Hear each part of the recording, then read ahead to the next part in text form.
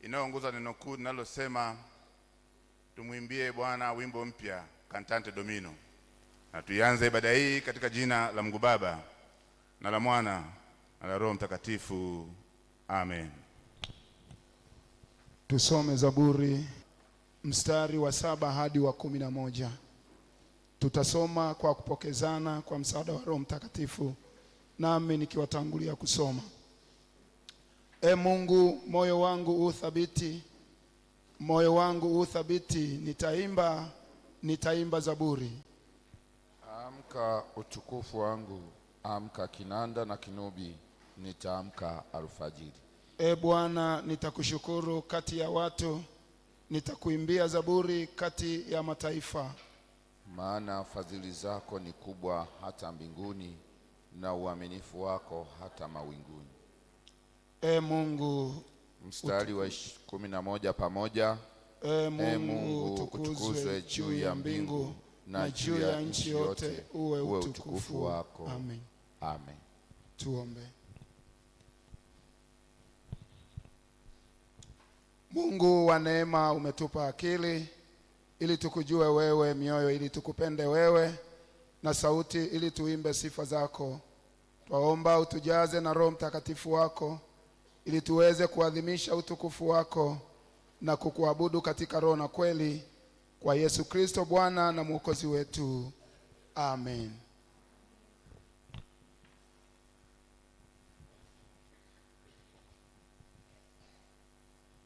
Bwana Mungu wetu yupo hapa, yu pamoja nasi. Tumsujudie, tumche, tumsikie jinsi anavyotufundisha katika neno lake akisema, mimi ni Bwana Mungu wako, usiwe na miungu mingine ila mimi.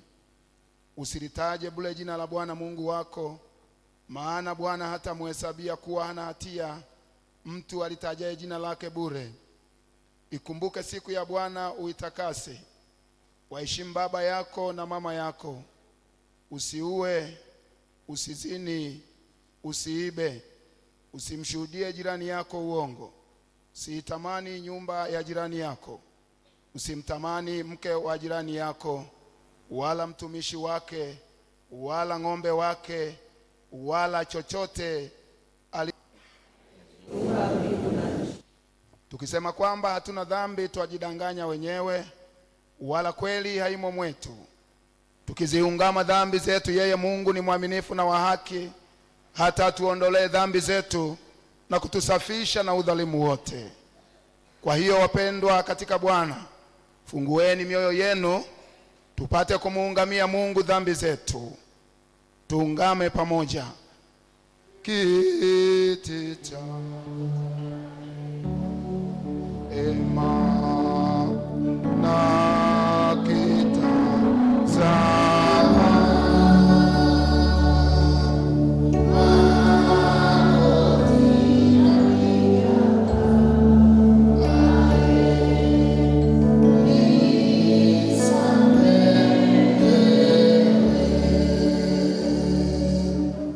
Mungu Mwenyezi, Baba wa rehema, mimi niliye maskini na dhaifu na kuzaliwa katika hali ya dhambi, naungama mbele zako dhambi zangu zote nilizozifanya kwa kuwaza, kwa kunena na kwa kutenda. Nimekukasirisha mara kwa mara, nikastahili adhabu yako hapa duniani na hata milele. Lakini nazijutia dhambi zangu na kutubu kweli, na kusihi kwa rehema yako iliyokuu unihurumie na kuniokoa mimi niliye maskini na mwenye dhambi. E Bwana, unisamehe dhambi zangu zote, unipe nguvu ya Roho Mtakatifu wako, nishike mwenendo mpya. Amen. Mungu mwenye enzi yote na rehema amekuhurumia, akamtoa mwana wake pekee Yesu Kristo akufie msalabani. Kwa ajili yake na kwa nguvu ya neno lake na kwa agizo la Bwana wetu Yesu Kristo, na kutangazia kuwa Mungu kwa neema yake amekusamehe dhambi zako zote, katika jina la Mungu Baba na la Mwana na Roho Mtakatifu. Amen. Mungu ameni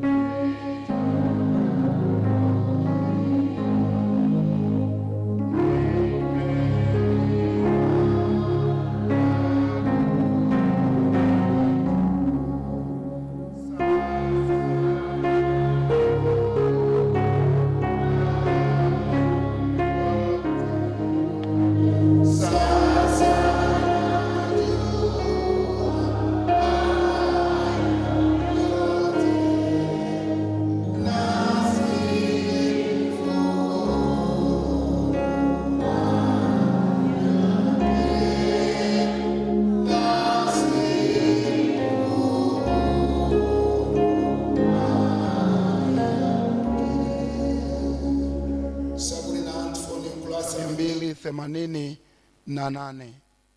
Kurasa 288, Zaburi na antifoni. Haleluya, Bwana amefufuka. Haleluya.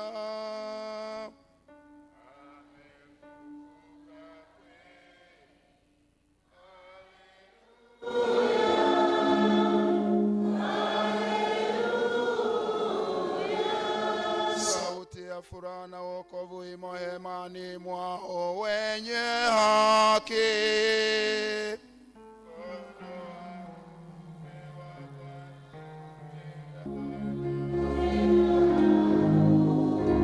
Sitakufa bali nitaishi.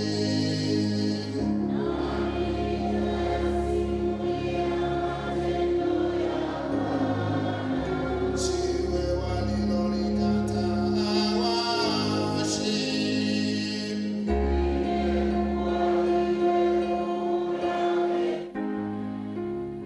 Neno hili limetoka kwa Bwana.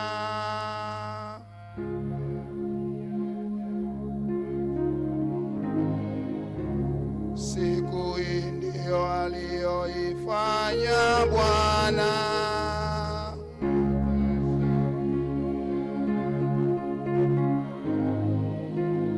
Atukuzwe Baba na Mwana na Roho Mtakatifu.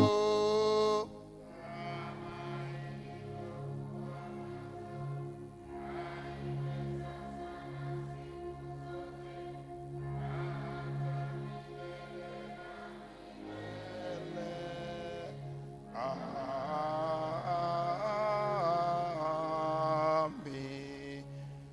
Haleluya, Bwana amefufuka. Haleluya, amefufuka kweli.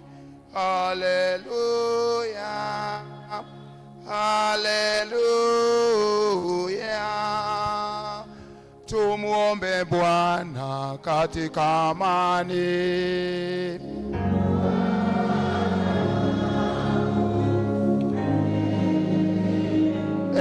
Bwana, tunakuomba amani ya ulimwengu wote na umoja wa kanisa la Mungu.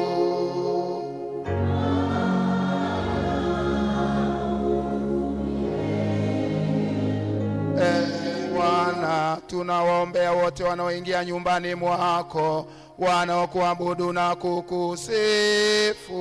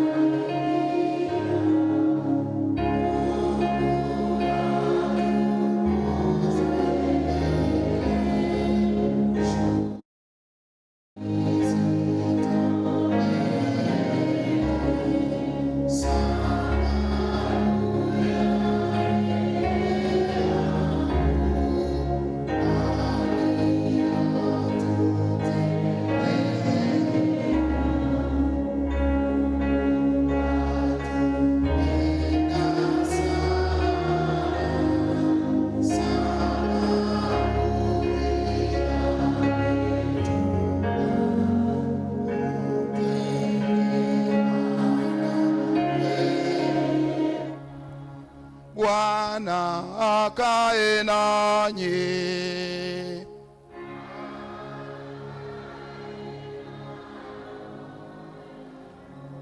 Leo ni siku ya Bwana ya 4 inayofuata Pasaka. Mwimbieni Bwana wimbo mpya, Cantate Domino.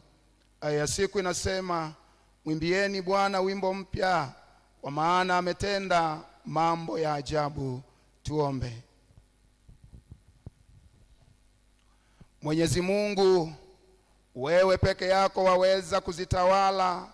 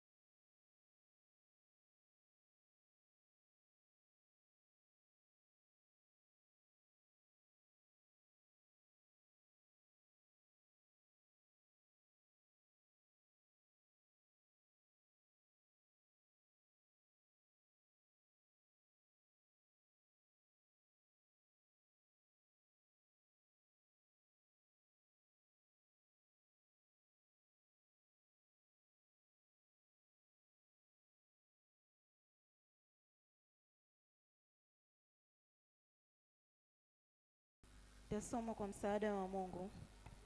Mshangilieni Bwana, enyi nchi zote. Mtumikieni Bwana kwa furaha. Njooni mbele zake mkiimba.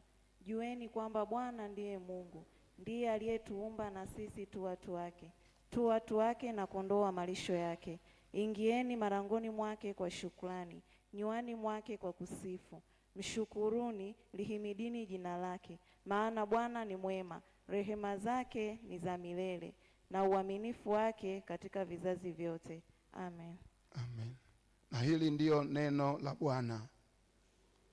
Wakristo tukili imani yetu ya Kikristo, imani inayotuunganisha sisi na Wakristo wote ulimwenguni, imani ya mitume. Na muamini Mungu Baba Mwenyezi, muumba wa mbingu na nchi. Na muamini Yesu Kristo, mwana wake wa pekee, Bwana wetu, aliyechukuliwa mimba kwa uwezo wa Roho Mtakatifu, akazaliwa na Bikira Mariamu, akateswa zamani za Pontio Pilato, akasulubiwa, akafa, akazikwa, akashuka kuzimu. Siku ya tatu akafufuka kutoka kwa wafu, akapaa mbinguni, ameketi mkono wa kuume wa Mungu Baba Mwenyezi. Kutoka huko atakuja kuwahukumu walio hai na wafu. Na muamini Roho Mtakatifu, kanisa takatifu la Kikristo, lililo moja tu, ushirika wa watakatifu, ondoleo la dhambi, kufufuliwa kwa mwili na uzima wa milele. Amen. Tukiwa tumesimama, nilete tangazo la tanzia. Mzee wa kanisa Bryson Enoch wa Jumuiya ya Mitume amefiwa na kaka yake hapa Kahama Kitwana. Taratibu za mazishi zitatolewa baada ya kukamilika. Hivyo basi tuungane na familia ya mzee wa kanisa, mtumishi mwenzetu na msharika mwenzetu katika majonzi na huzuni za kuondokewa na mpendwa wao kwa wimbo namba 154 ubeti wa kwanza. Wimbo namba 154 ubeti wa kwanza, na kisha tutaomba.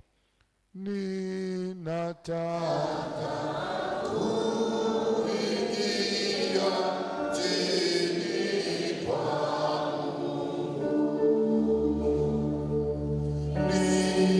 nitashinda, nitakaza mwendo nifike,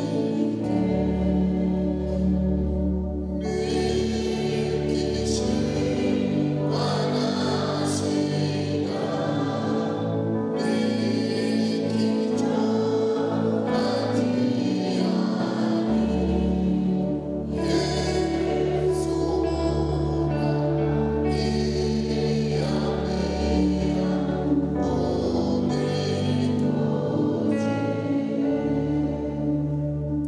Mungu wetu mtakatifu, Baba yetu wema, tunakutukuza kwa neema hii kubwa ambayo watoto wako umetupa machoni pako kusogea mbele za uso wako katika ibada hii. Tunaileta familia na jamaa yote ya mtumishi wako Bryson Enoch kwa ajili ya pendwa wao ambaye umemwita kutoka kwenye maisha ya hapa duniani. Tunaomba Bwana ukasimame pamoja nao katika kipindi hiki chote cha majonzi na huzuni kubwa ya kuondokewa na ndugu yao. Bwana ukawe mfariji wa kweli, ukawape matumaini yaliyo mema, ukajifunue kwao na kudhihirisha upendo wako katikati yao hata katika kipindi hiki cha huzuni. Uwe msaada wa karibu wala usiwapungukie, na utukufu wako ukawafunike, ukae pamoja nao daima. Waendelee kuiona neema yako, waone uwepo wako katikati yao, na watiwe nguvu, kwa sababu wewe Mungu uko pamoja nao. Utubariki sisi sote na kutuandalia mwisho ulio mwema, kwa Yesu Kristo Bwana wetu, amen. Washarika kaini.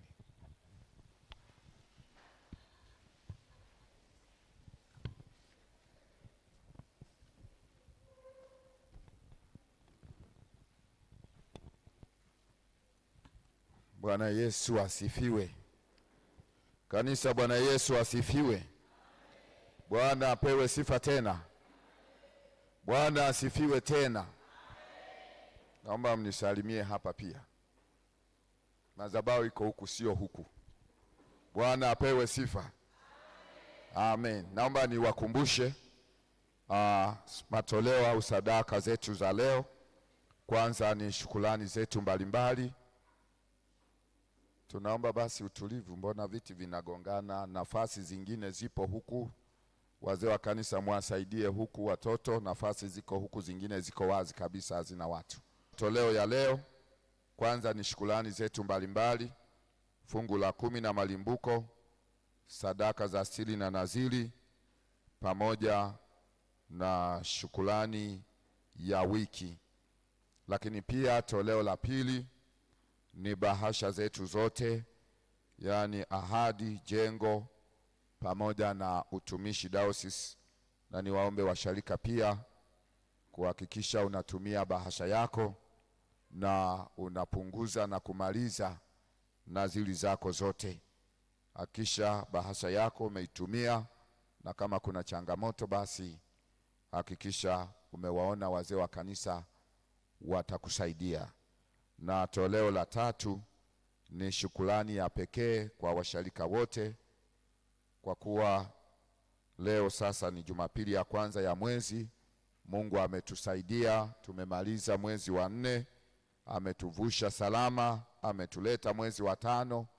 Ni nafasi yetu pia kusogea madhabahuni pake na kumshukuru kwa maombi yetu, kwa nyimbo za sifa na mashangilio, lakini pia pamoja na sadaka. Kwa hiyo shukrani ya sadaka ya tatu ni shukrani ya pekee kwa washarika wote, na hakikisha una bahasha ya shukrani ya pekee.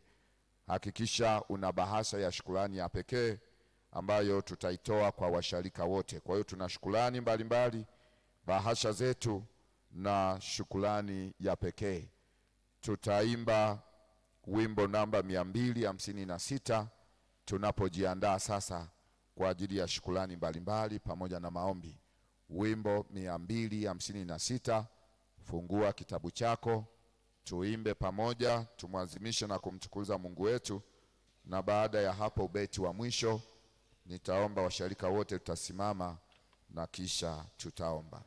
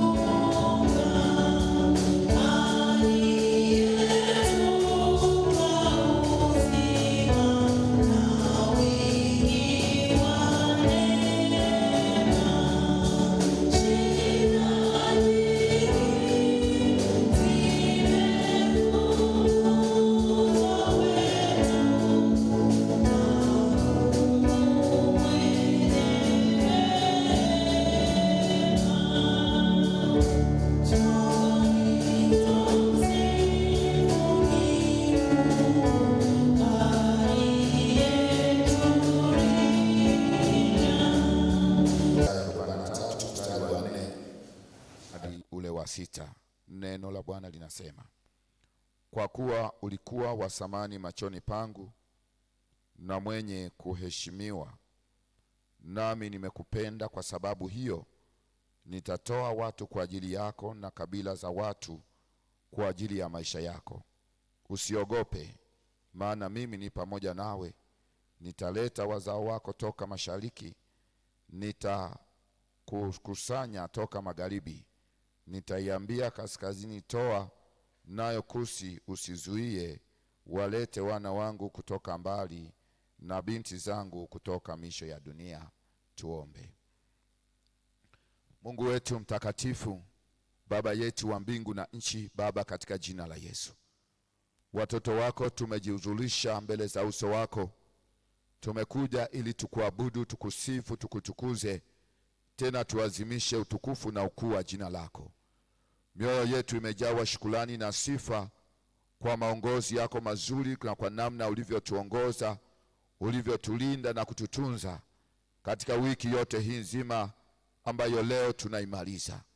Tunakushukuru Bwana kwa sababu umekuwa mwema katikati ya mapito yetu na njia zetu mbalimbali.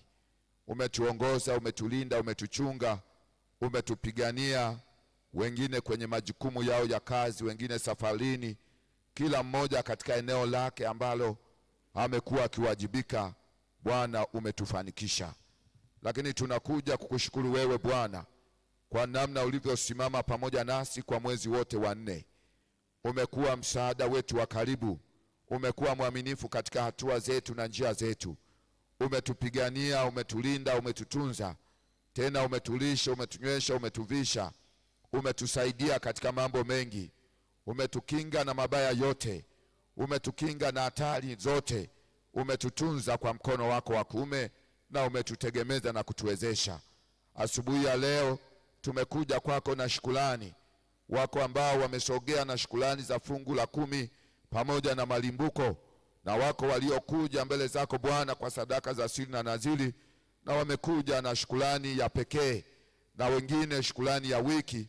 Yote haya ni kwa sababu tumeona mkono wako umekuwa mwema kwetu. Mkono wako umetutendea wema, mkono wako umetuinua, mkono wako umetustahilisha, mkono wako umetusaidia.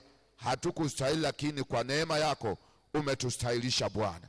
Tunaomba Bwana upokee shukrani hizi zote ambazo watoto wako watakuletea katika madhabahu yako, na wengine wataleta bahasha za ahadi, jengo na utumishi, lakini pia pamoja na shukrani ya pekee.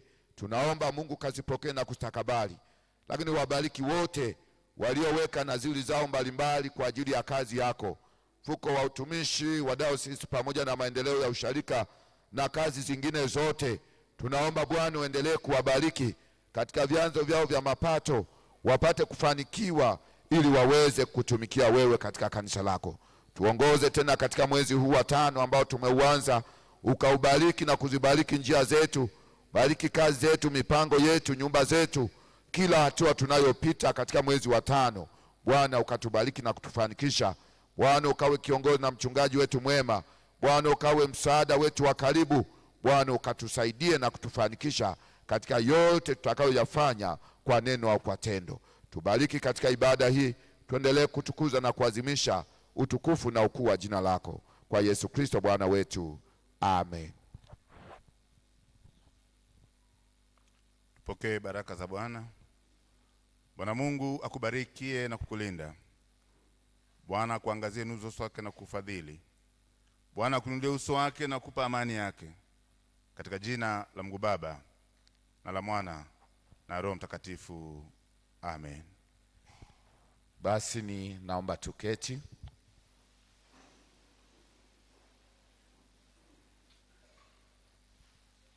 Naomba niwakaribishe mbele wale wenye shukrani za fungu la 10 pamoja na malimbuko. Sasa karibuni madhabahuni pa Bwana ili muweze kupokea baraka za Bwana na kumshukuru Mungu. Karibuni mbele, sadaka ya fungu la 10 na malimbuko.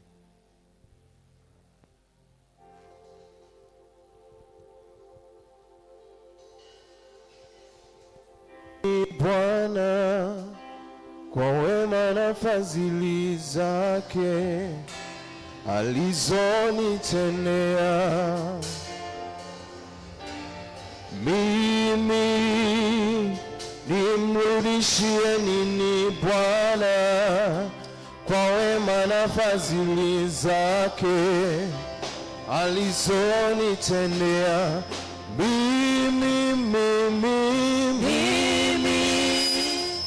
nimrudishie nini Bwana kwa wema na fadhili zake alizonitendea. Bahasha zetu, ahadi, jengo pamoja na utumishi.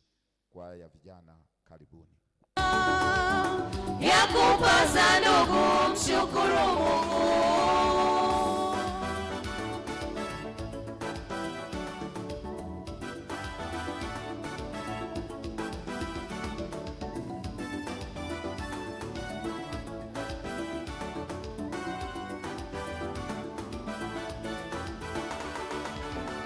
Wimbieni Bwana wimbo mpya, ametenda mambo ya ajabu. Nchi yote shangilie jina lake takatifu, Bwana wa majeshi. Wimbieni Bwana wimbo mpya, ametenda mambo ya ajabu. Nchi yote shangilie jina lake takatifu, Bwana wa majeshi. Sifa zake na zivume, watu wote wamjue Bwana. Sifa zake na zivume, watu wote wamjue Bwana. Shangilieni, furahieni, pigeni kelele watakatifu. Shangilieni, furahieni, pigeni kelele watakatifu.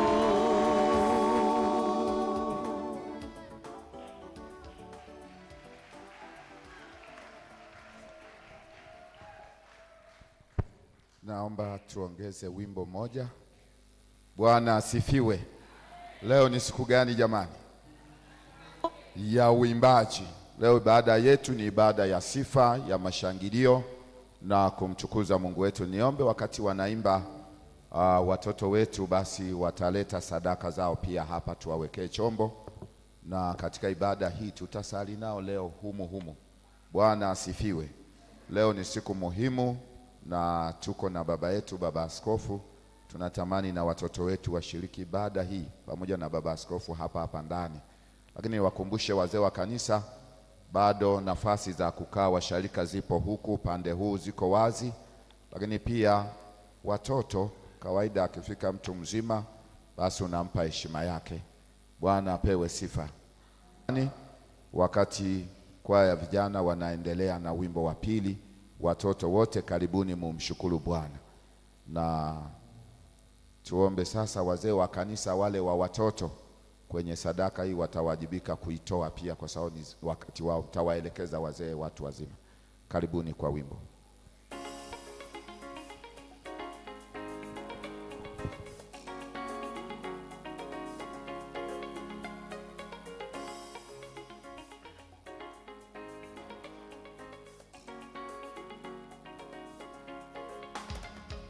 Baba, nashukuru kwa matendo ulotenda kwangu. Umetenda matendo makubwa ya ajabu.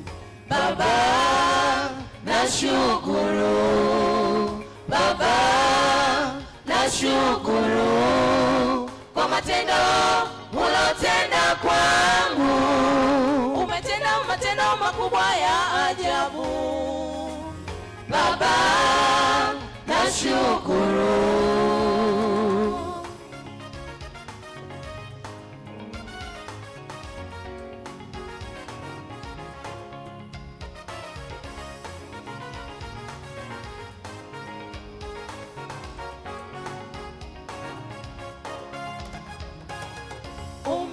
Umenilinda Baba, nashukuru. Umenitunza Baba, nashukuru. Umenilinda Baba, nashukuru. Umenitunza Baba, nashukuru. Nimeona wema wako, nimeona matendo yako, nimeona wema wako, nimeona matendo yako Baba, nashukuru. Baba, nashukuru kwa matendo ulotenda kwangu. Umetenda matendo makubwa ya ajabu. Baba, nashukuru. Baba, nashukuru kwa matendo ulotenda kwangu. Umetenda matendo makubwa ya ajabu. Baba, nashukuru.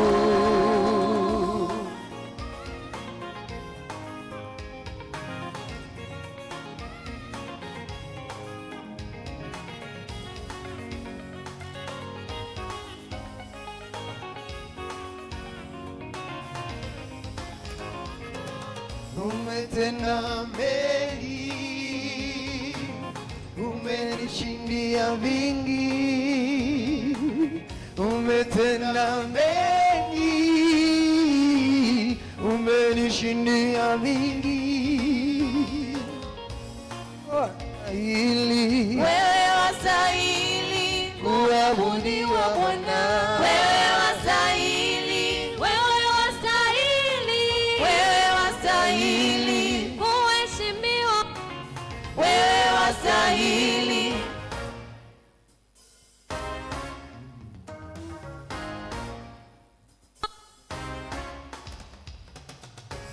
Utukufu na heshima apewe Bwana. Utukufu na heshima apewe Bwana. Utukufu na heshima apewe Bwana.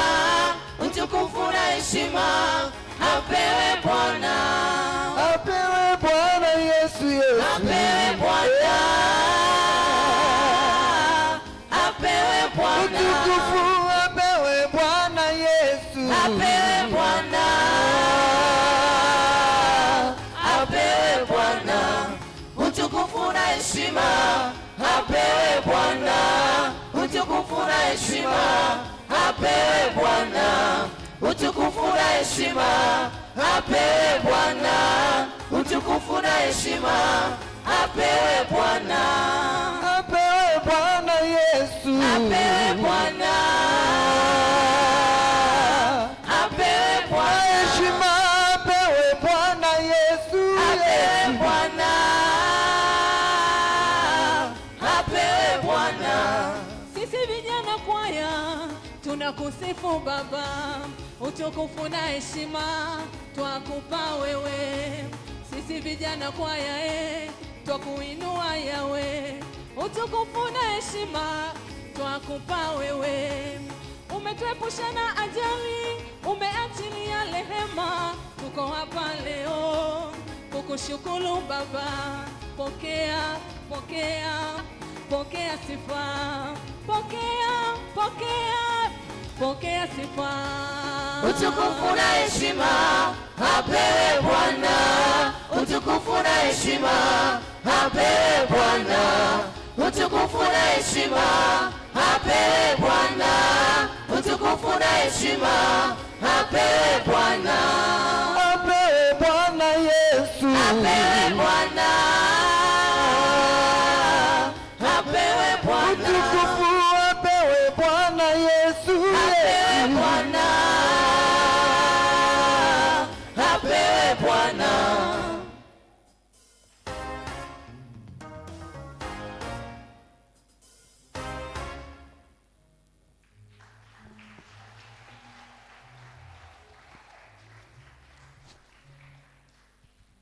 Bwana Yesu asifiwe.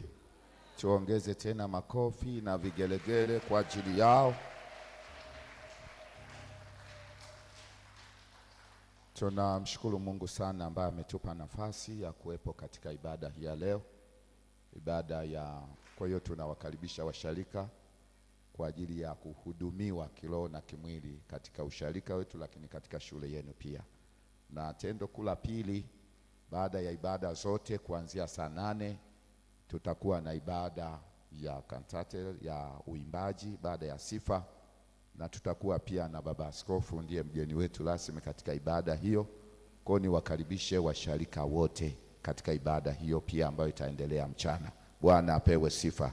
Kwaya zetu zimejiandaa vizuri kama mnavyoona hapa, ni vionjo, lakini jioni itakuwa ni uimbaji kweli kweli, sio kidogo kweli.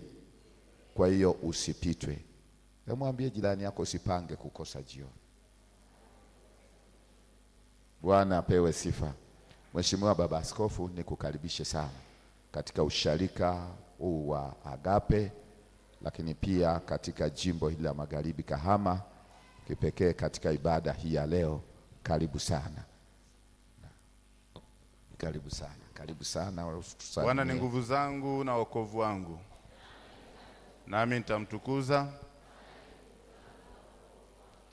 Chukua nafasi hii kumshukuru Mungu ambaye ametupa kibali kuja katika hema yake asubuhi ya leo. Kushukuru sana pia mchungaji kiongozi wa usharika huu na timu nzima.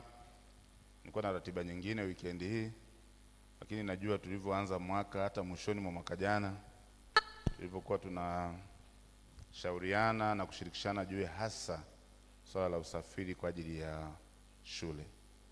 Kwa ni kipindi cha mahangaiko mengi, lakini nawapongeza sana usharika, viongozi wote wa usharika na washarika wote kwa ujasiri.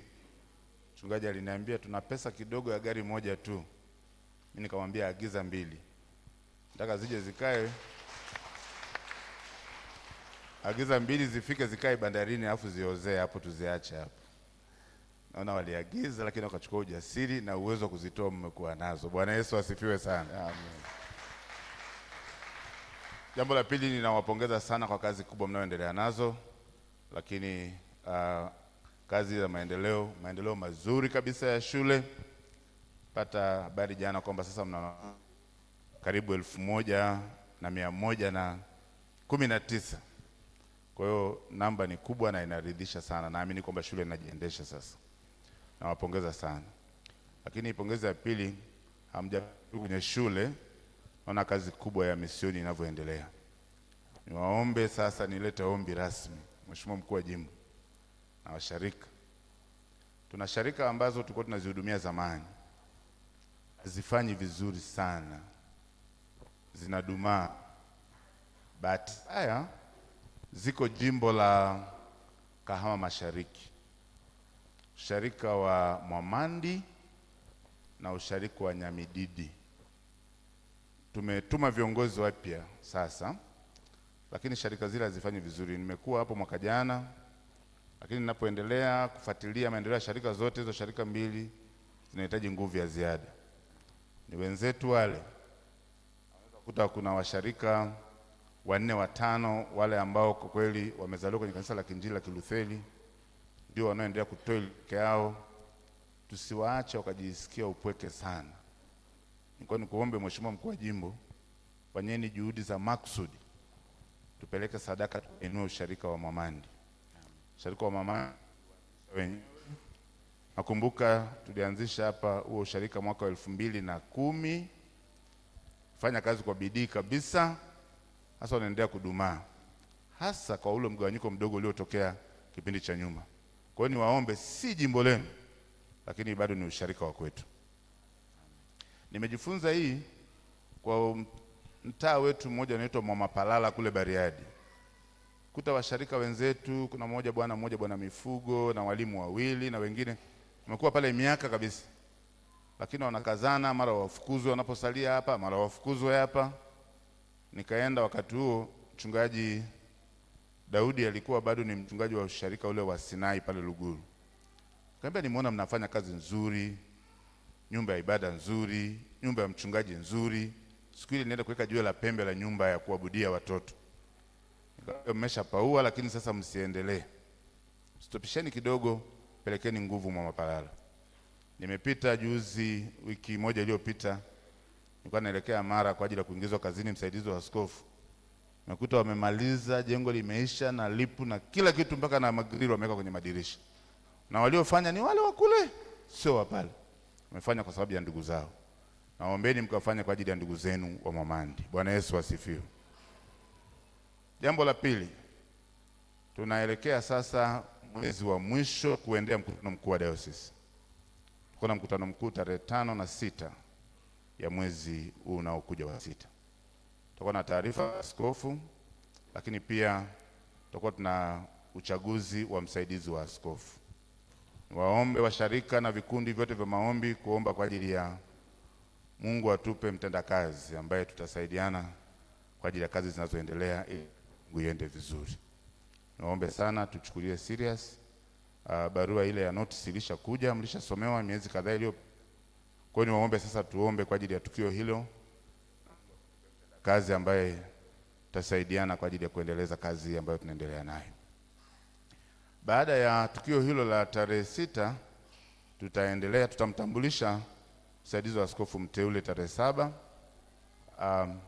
9 nadhani, Jumapili inayofuata. Lakini pia tarehe 14 tutakuwa na ubarikiwa wa wachungaji 26.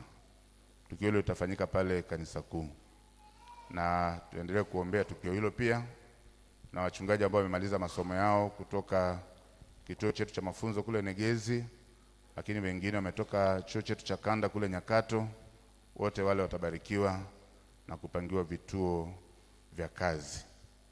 Tarehe 30 mwezi wa 6 mpaka tarehe 3 tutakuwa na kongamano lile la kitheolojia tunalofanya kila mwaka kwa ajili ya mijadala mbalimbali ya kitheolojia na mambo mengine yanayohusu theolojia ya kanisa letu, hasa utambulisho wetu wa Kiluteri. Lakini kwa upande wa kanisa la Kilutheri Tanzania, sasa karibuni katiba yetu inakamilika. Tumekuwa na mchakato wa kupata katiba mpya. Sasa katiba karibu inakamilika na itawasilishwa mwezi ule wa 7 kwa halmashauri kuu ya kanisa, na baadaye tarehe 3 mwezi wa 9 tutakuwa na mkutano mkuu wa kanisa wa dharura maalum, sio wa dharura, mkutano mkuu maalum wa kanisa utakaofanyika chuo kikuu cha Makumira kwa ajili ya kupitisha katiba ambayo itaanza kutumika kuanzia sasa mwezi ule wa 10 au baada ya mkutano huo utakapofanyika. Matukio hayo yanahitaji maombi ya washarika. Tuendelee kuombea ili kazi ya Mungu yote ambayo tunakusudia yatendeke kama Bwana wa kanisa mwenyewe anavyokusudia. Natakie baraka za Mungu katika sikukuu hii ya Cantante Domino, napoendelea kumtukuza Mungu kwa ajili ya mambo mbalimbali maishani mwetu. Asanteni na Mungu awabariki sana.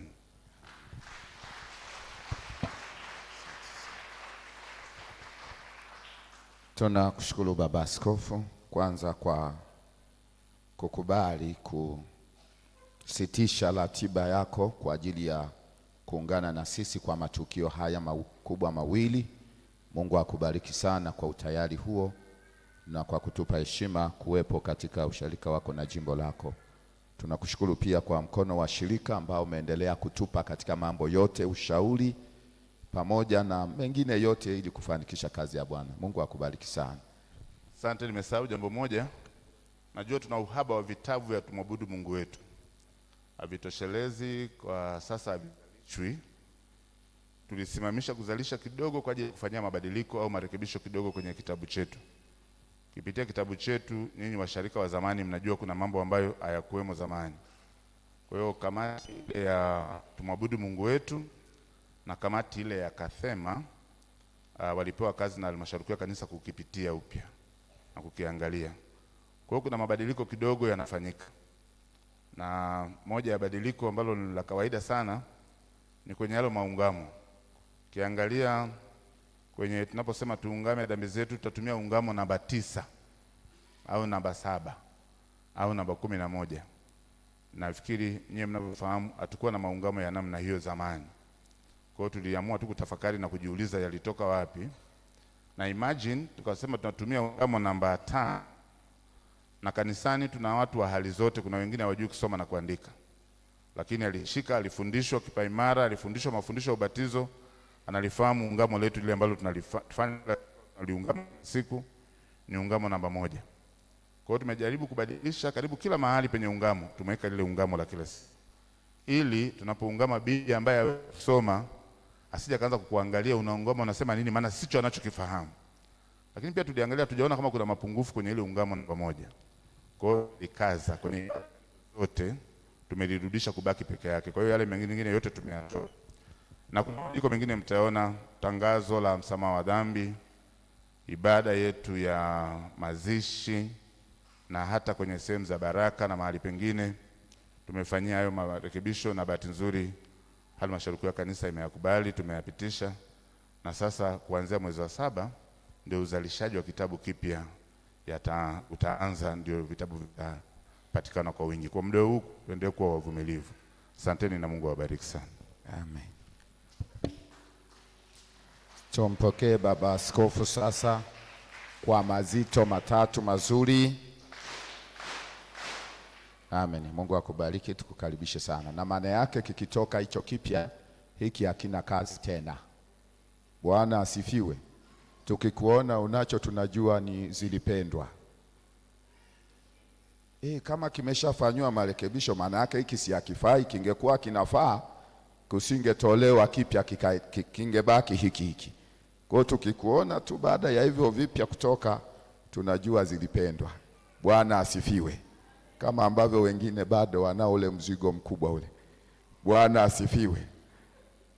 Tunaomba sasa, kwa sababu hiki kinakuja kupitwa na wakati, basi tujiandae tu kwa kile kipya. Hata wale wenye kile cha zamani na kile kingine tujiandae na kipya. Bwana Yesu asifiwe. Tutaendelea kuwa na watoto wetu kwenye ibada hii 257 unaotupeleka kwenye kipindi cha neno, ubeti wa 4 na wa 5. Tutasimama wote. Wimbo 257 ubeti wa 5 tutasimama.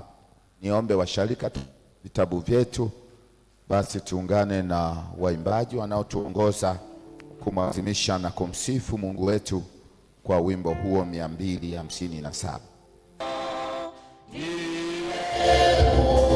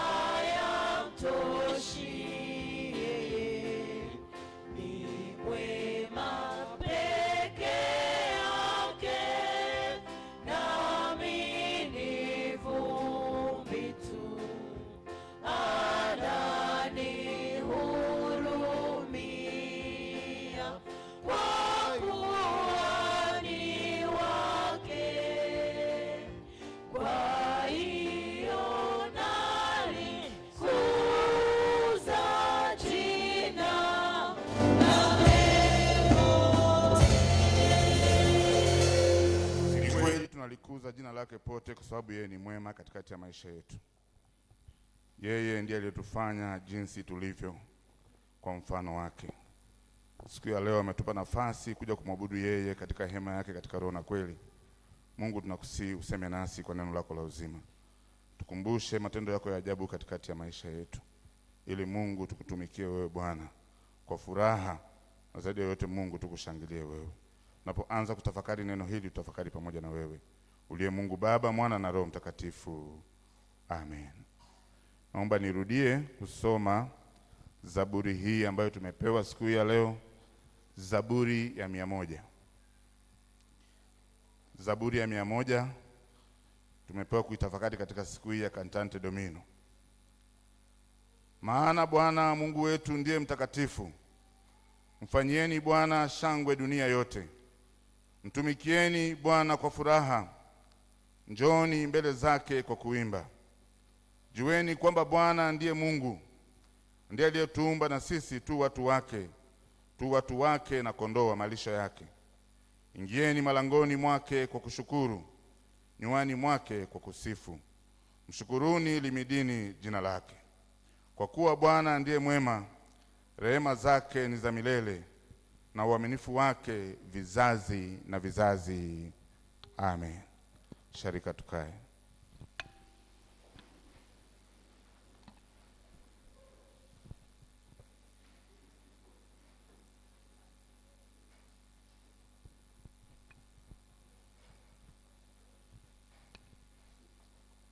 Bwana ni nguvu zangu na wokovu wangu, nami nitamtukuza. Leo katika sherehe hii ya Cantante Domino, waandaaji wa kalenda yetu wametupa neno kutoka Zaburi ile ya 100. Ni moja ya zaburi fupi kabisa katika Biblia, ingawa sio fupi sana, kwa sababu iko Zaburi ya 117 ambayo ina mistari miwili tu. Ipo Zaburi ya 134 na mistari mitatu tu. Ipo Zaburi ya 133 na mistari mitatu tu pia. 131 na mistari mitatu tu pia. Lakini zipo zingine zenye mistari mitano kama ilivyo Zaburi hii ya 100 ambayo ina mistari mitano tu. Pamoja na ufupi wake, hii Zaburi ya 100 ina ujumbe mzito kwa kanisa la Mungu duniani. Zaburi hii inatoa mwaliko kwa watu wote wanaomtumaini Mungu kumtukuza yeye kwa furaha na mashangilio. Nasema ina ujumbe mzito kwa sababu inawataka watu kumtukuza Mungu bila Zaburi hii kujali maisha ya watu, kwamba maisha ya watu yanatofautiana. Kuna wakati watu wanamtukuza Mungu wakiwa kwenye furaha, lakini mmoja anapokuwa kwenye furaha, kuna mwingine yuko kwenye huzuni. Lakini Zaburi hii inataka wote watu wamfanyie Bwana shangwe dunia yote, bila kujali mazingira wanayopitia. Wasomaji wengi, hata mimi na wewe, tumezoea kila wakati tunaposoma maandiko matakatifu kutoka katika Biblia, Zaburi hasa ya kwanza mpaka ile ya 150 labda, tunaposoma tumezoea kusema tunasoma kutoka nyimbo za Daudi. Tumejua hivyo na tumefundishwa hivyo, lakini pia wapo watu wengi wanaofahamu kwamba si Zaburi zote zimeandikwa na Daudi. Kwa mfano, Zaburi ile ya 90. Zaburi ya 90 inahusishwa sana na mtumishi wa Mungu Musa, kwamba alihusika. Sasa ukifuatilia Zaburi ya 91 mpaka ya 100, hakuna ushahidi wa moja kwa moja kama ilivyo Zaburi ya 90 kwamba Musa amehusika pia kuziandika. Lakini wataalamu wa maandiko wanasema kwa kuwa lugha iliyotumika kwenye Zaburi ya 90 inafanana na lugha iliyotumika kwenye Zaburi ya 91 mpaka ya 100, huenda Zaburi ya 90 mpaka Zaburi ya 100 zimeandikwa na Musa. Na hivyo tangu Zaburi ile ya 90 huitwa maombi ya Musa mtu wa Mungu mbele za Mungu. Bwana Yesu asifiwe. Sasa Zaburi hii ya 100 ambayo tumepewa tangu wakati ule wa kanisa la mwanzo ilitumika sana wakati wa ibada kutoa shukurani. Leo katika usharika wetu wa Agape ilikuwa ni siku ya kumshukuru Mungu kwa ajili ya matendo makuu aliyotutendea katika mwezi uliopita. Wakati wenzetu wakiingia hekaluni walitumia Zaburi hii walipoenda kumshukuru Mungu, na hata wakaiita Jubilate Day, yaani shangilieni Mungu. Kwa sababu gani? Inaalika watu wote kumpigia Bwana kelele za shangwe kwa ajili ya mambo mengi Bwana aliyotenda maishani. Yeye ndiye aliyetuumba, yeye ndiye aliyetufanya jinsi tulivyo. Sisi hatukutokea tu jinsi hivi tunavyoonekana. Sisi ni kazi ya mikono yake. Kwa hiyo kumshangilia yeye kwa shangwe na furaha ni tunda la kumjua yeye, kujua uwezo wake, nasi kujua wajibu wetu. Mtu anayemshangilia Mungu ni yule aliyetambua kwamba mimi huyu ndiye aliyenifanya kuwa jinsi hivi nilivyo. Kama amenifanya hivi, basi nami nina wajibu wa kumtukuza yeye na kumshangilia. Ndio maana watu wanaomjua Mungu kuna wakati unawakuta wanaimba nyimbo za sifa, nyimbo za kumtukuza Mungu, hata wakati wa maumivu, hata wakati wa machozi, kwa sababu wanajua nafasi ya Mungu katika maisha yao. Na hiyo ni tabia halisi ya kumjua Mungu wa kweli. Na huko ni kutambua kuwa sisi tu mali ya Bwana. Hata tunapopita katika maumivu, tunapopita katika huzuni, tunapopita katika jambo lolote, tunapaswa kuendelea kumtukuza Mungu, maana yeye anatujua kuliko sisi tunavyojifahamu. Pamoja na yote tunayopitia katika maisha, leo katika kanisa letu tunaalikwa tumsifu Bwana na kumpigia kelele za shangwe. Bwana Yesu asifiwe. Tunamsifu Bwana na kumpigia kelele za shangwe bila shaka au bila kujiuliza. Namsifu Bwana katika lipi? Maana ukianza kutafakari utaanza kusema hivi, namsifu Bwana katika lipi? Maana nikitafakari yanayonisonga ni mengi katika maisha yangu. Nimesongwa na mengi katika dunia hii. Sasa namsifu Bwana katika lipi? Pengine kwenye maisha yako sasa unaona kila kitu kimesimama akiendi. Alafu asubuhi ya leo unaambiwa msifu Bwana. Unamaona mambo yote uliyojaribu kugusa, umejaribu kufanya, unaona hayawezekani. Alafu unaambiwa asubuhi ya leo umsifu Bwana. Unaona kama kuna giza maishani, mambo hayaendi. Unaona kama akili inafika ukomo. Kila wakati moyo wako umezingirwa na uchungu mwingi na huzuni. Alafu unaambiwa asubuhi ya leo umwimbie Bwana wimbo mpya. Na mimi nikawa natafakari, kasema hivi inawezekanaje kuimba wimbo mpya? Ukaanza kutengeneza tu kwenye akili ili uimbe wimbo mpya. Na mimi ninachoamini, wimbo mpya hautungwi akilini. Wimbo mpya unazaliwa kutokana na yale unayopitia. Ni jumla ya experience yote, uzoefu wote unaopita katika maisha yako, ndipo linazaliwa bubujiko linalosababisha unaanza kuimba wimbo mpya. Huwa na utafakari wimbo namba 298 kwenye kitabu chetu cha Tumwabudu Mungu Wetu. Hebu naomba tuimbe fungu la kwanza, 298.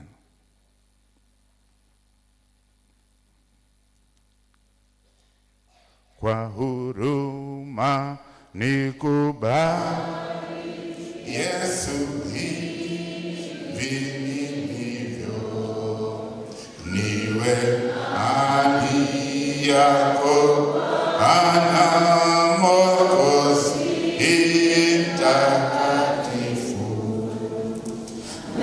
Natafuta raha Bwana, nitaona kwako. Nibariki, unilinde, niliye mtoto wako. Nikatafakari mwimbaji huyu mtunzi wa haya maneno Fanny Crosby, ambaye nimemsema kila wakati. Fanny Crosby alikuwa binti aliyezaliwa, lakini akaishi miaka 5 tu akapata upofu, akawa haoni. Kiangalia Biblia inatuambia ameishi miaka karibu sio Biblia, historia ya vitabu vya nyimbo inasema ameishi miaka karibu 95, lakini akiwa na miaka 5 tu yeye akawa hawezi kuona, ni kipofu.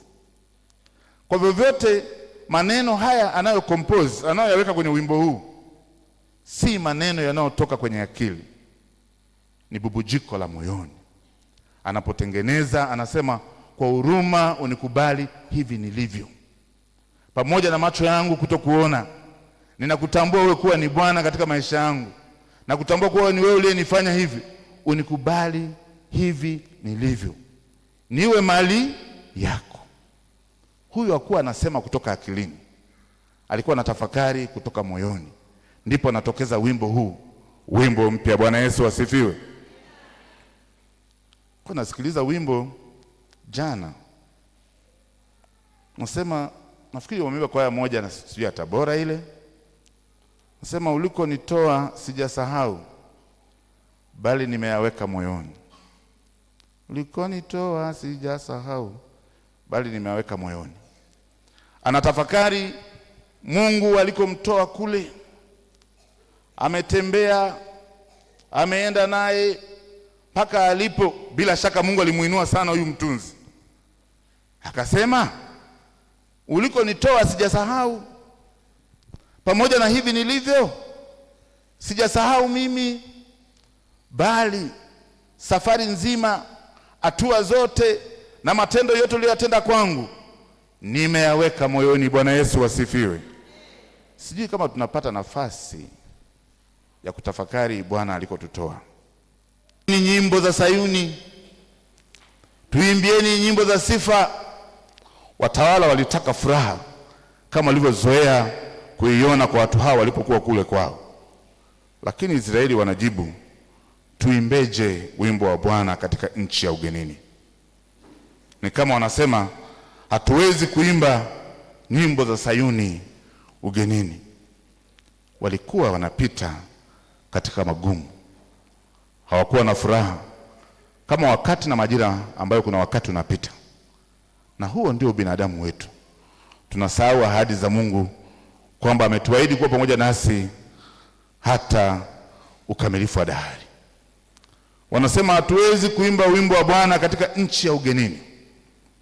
Nchi ya utumwa, ugenini, ilikuwa ni kikwazo kwa Israeli, ilikuwa ni maumivu kwa Israeli.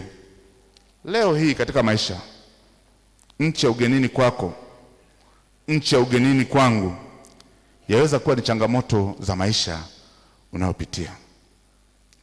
Yaweza kuwa kukata tamaa kuna kuzuia kuimba wimbo mpya. Inaweza kuwa ni msongo wa mawazo.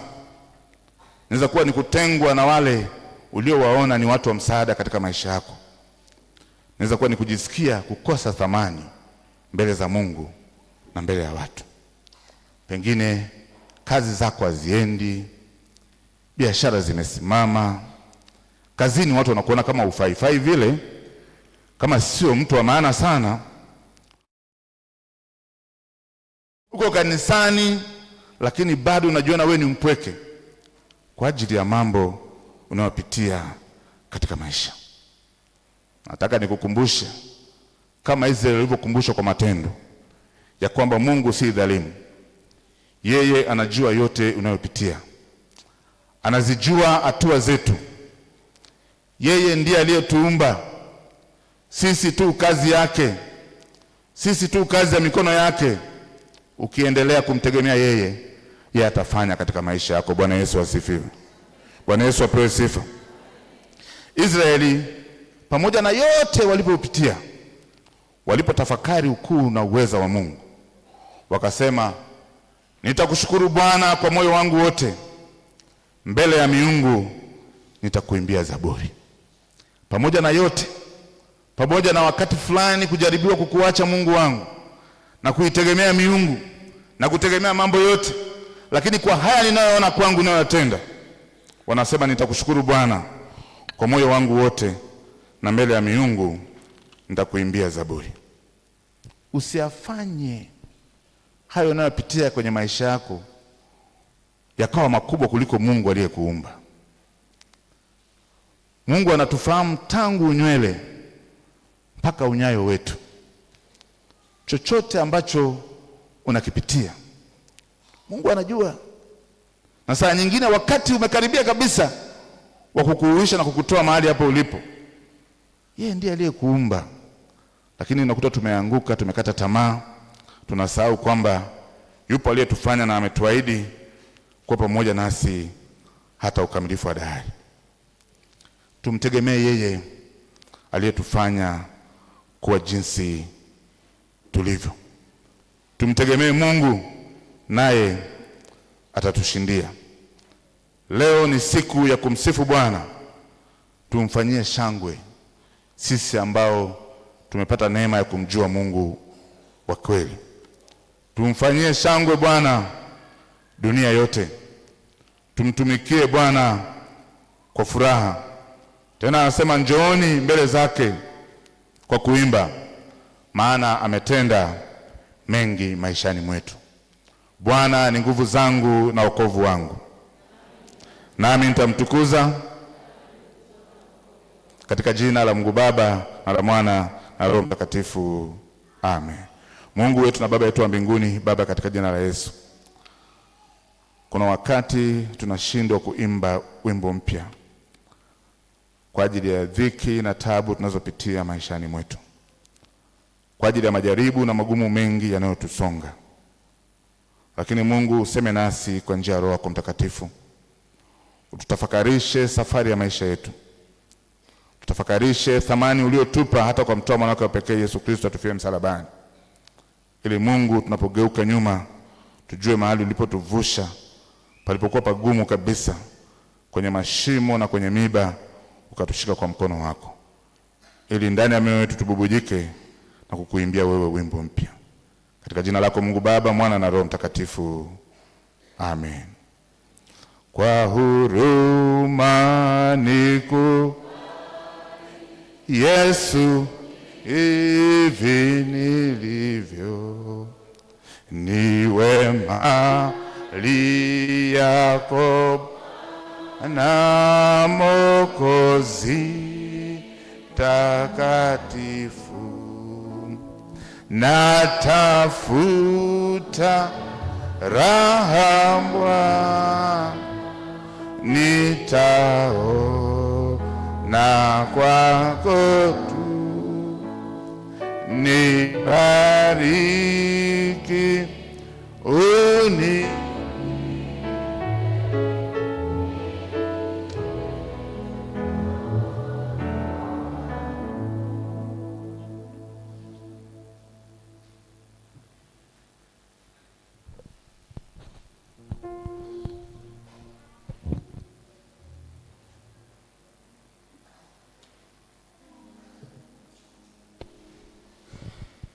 Bwana Yesu asifiwe.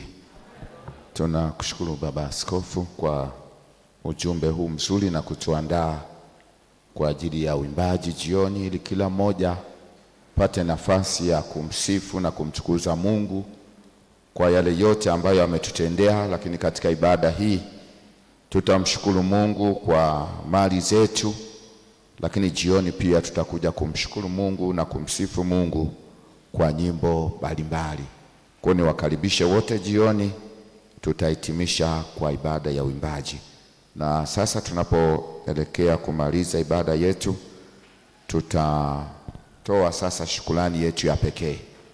Shukrani ya pekee, tulikwisha kusoma neno pamoja na maombi na tukaendelea kutoa, na sasa tunamalizia sadaka zetu. Kwa ya vijana karibu. Na kama kuna mtu ambaye hajapata bahasha ya shukrani, ni kwa washirika wote, tafadhali nyosha mkono.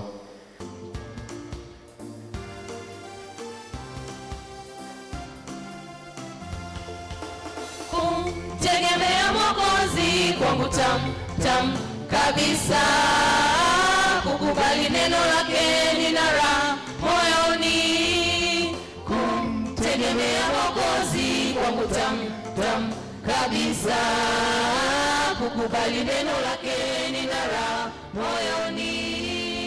Kumtegemea Mwokozi kwangu tam kabisa, kukubali neno lake nina raha moyoni.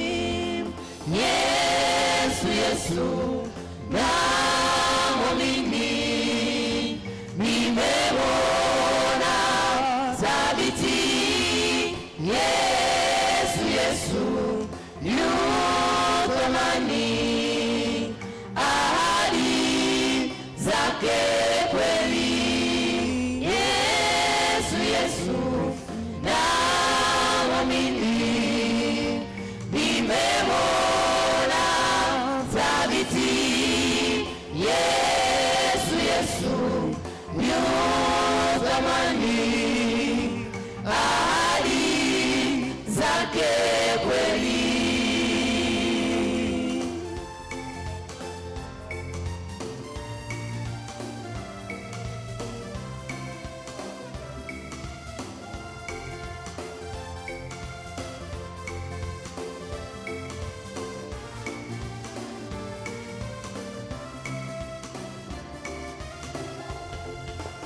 Kumtegemea Mwokozi kwangu tam kabisa, kwake daima napata uzima na amani. Kumtegemea Mwokozi kwangu tam kabisa, kwake daima napata uzima na amani. Yesu namwamini, nimemwona thabiti. Yesu yu thamani, ahadi zake kweli. Yesu namwamini, nimemwona thabiti.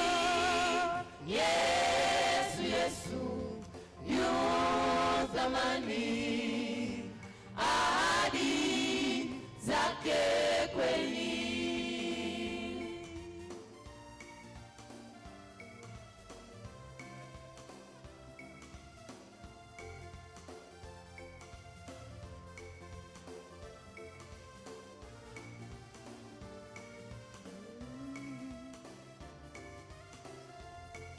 Ninafurahi kwa sababu nimekutegemea. Mpendwa na rafiki, uwe nami daima. Ninafurahi kwa sababu nimekutegemea. Mpendwa na rafiki, uwe nami daima. Ninafurahi kwa sababu nimekutegemea. Mpendwa na rafiki, uwe nami daima. Yesu namwamini, nimemwona thabiti. Yesu yu thamani, ahadi zake kweli. Yesu namwamini, nimemwona thabiti. Yesu yu thamani, ahadi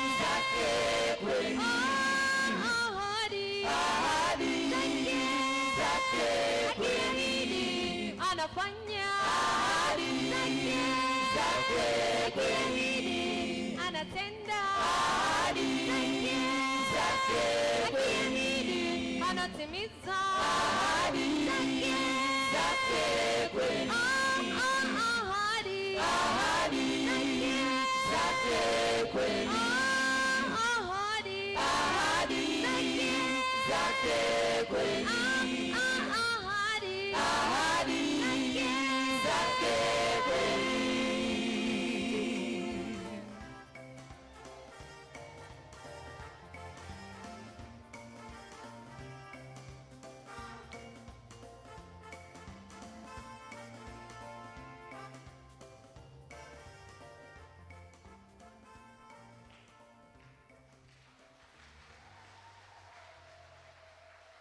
Ongeza tena makofi. Ahadi za Mungu ni za kweli. Asanteni sana, Mungu awabariki. Salamu Yesu Bwanangu, wewe u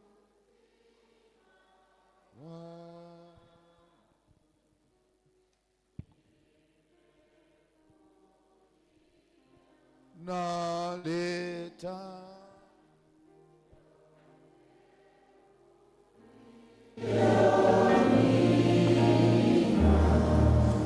Ni moyo na mwili wangu, hata na mawazo yangu, ndiyo heshima yangu.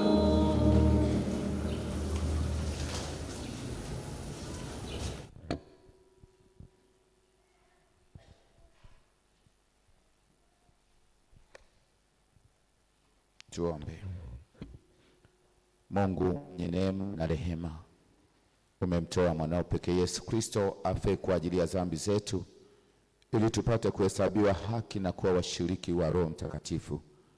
Tunakuomba uyapokee matoleo haya tukuleteao sasa, na mili na roho zetu viwe dhabihu iliyo hai ya kukupendeza na takatifu machoni pako, kwa Yesu Kristo mwana wako na Bwana wetu. Amen. Nimrudishie Bwana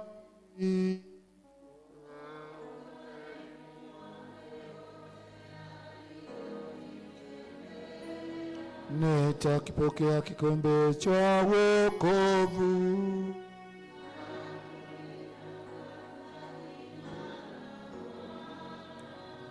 Bwana, hakika mimi ni mtumishi wako,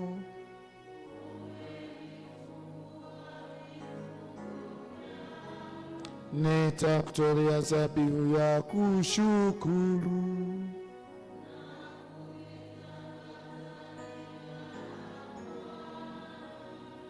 Mwenyezi Mungu Baba wa rehema, umeagiza maombezi yafanyike kwa ajili ya wote.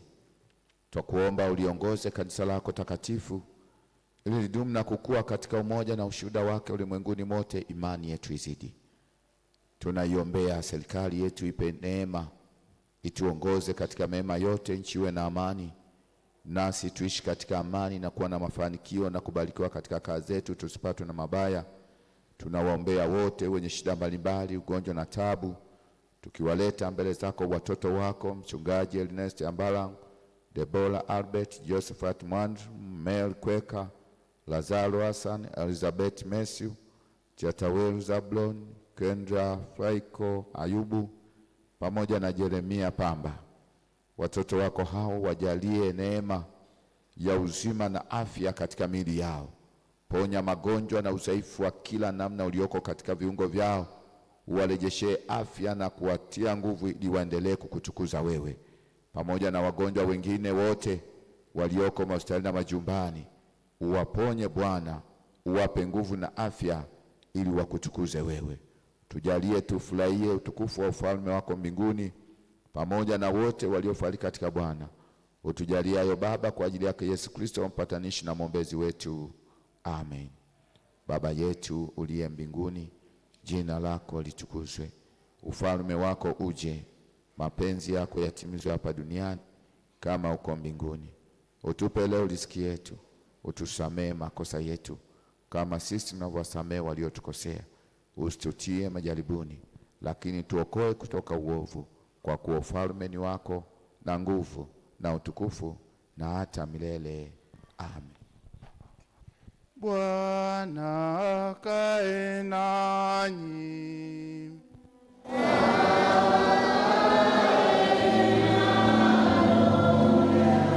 Mwidi Bwana.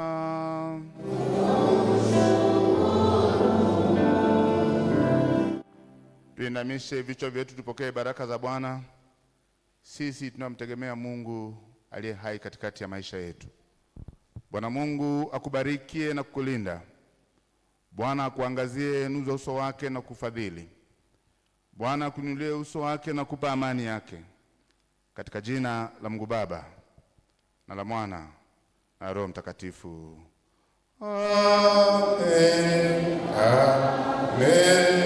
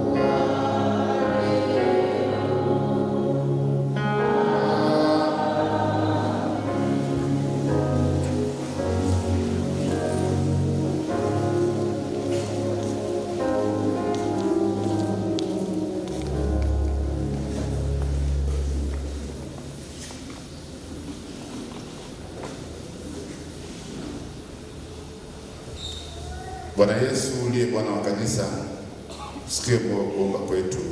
Amen.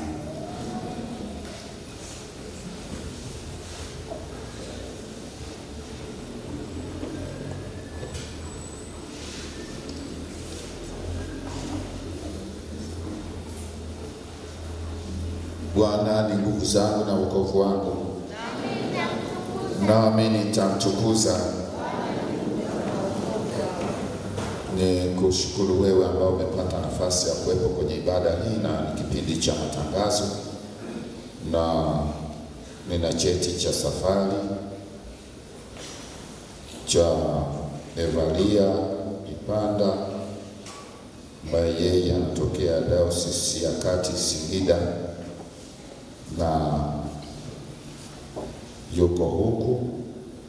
Pengine kama yuko hapa katikati ya ibada hii, ninaomba basi asimame ili washarika tutambue uwepo wake, lakini washarika wapate nafasi ya kupokea. Karibu Evalia kama upo katika ibada hii. Na yupo pengine ibada ya pili. Ni wakaribishe washarika wote waliofika katika ibada hii ambao wamesali nasi ni wageni, na pengine hawakufika na geti la safari, lakini upo katikati yetu. Tuombe usimame mahali ulipo ili washarika waweze kukupokea. Tafadhali wageni, karibuni. Tunaye mgeni yuko huku moja, basi tumpokee kwa mazito matatu. Barikiwa na Bwana. Na tunaukaribisha ofisini mara baada ya ibada hii kwa ajili ya kusaini kitabu cha wageni, na tuna mwingine huko. Basi Bwana wabariki, karibuni sana. Naomba mketi. Sasa ni kipindi cha matangazo. Nimkaribishe katibu kwa ajili ya kuendelea na matangazo.